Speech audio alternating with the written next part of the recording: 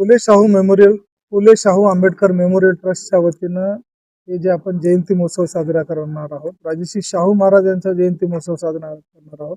एकूणच पाहता डॉक्टर बाबासाहेब आंबेडकरांनी मानगाव या परिषदेमध्ये ठराव घेतला होता की शाहू महाराजांची जयंती सणासारखी करा, दिवाळीसारखी साजरा. त्याच संदेशाचा धागा घेत आम्ही ही जी जयंती आहे मोठ्या उत्साहामध्ये आपण ही जयंती महोत्सव साजरा करणार आहोत.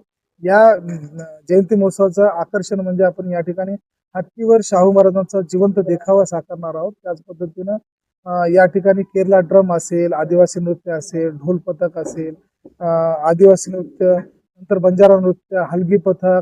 या ठिकाणी महत्वाची गोष्ट म्हणजे शाहू महाराजांची ओळख आणि कोल्हापूरची ओळख ही कुस्त्यांनी आहे. तर या ठिकाणी कुस्त्या सुद्धा असणार आहेत. त्यानंतर मलखांबवर विद्यार्थी आपली प्रात्यक्षिक या ठिकाणी दाखवणार आहेत. त्याच पद्धतीनं पारंपरिक बँड आहे, लेझिम पथक आहे, असे अनेक विविध कला प्रकार या ठिकाणी सादर करण्यात येणार आहेत.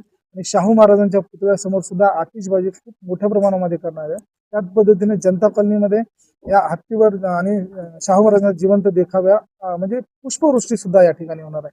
आणि हे जयंती महोत्सव जो आहे डॉक्टर बाबासाहेब आंबेडकर यांच्या पुतळ्यापासून निघणार असून तो शाहू महाराजांच्या पुतळ्यापर्यंत यांचा समारोप होणार आहे. एकूणच पाहता ही जी जयंती महोत्सव आहे 4 वाजता डॉक्टर बाबासाहेब आंबेडकरांच्या पुतळ्यापासून निघणार आहे आणि शाहू महाराजांच्या पुतळ्याजवळ समारोप होणार आहे.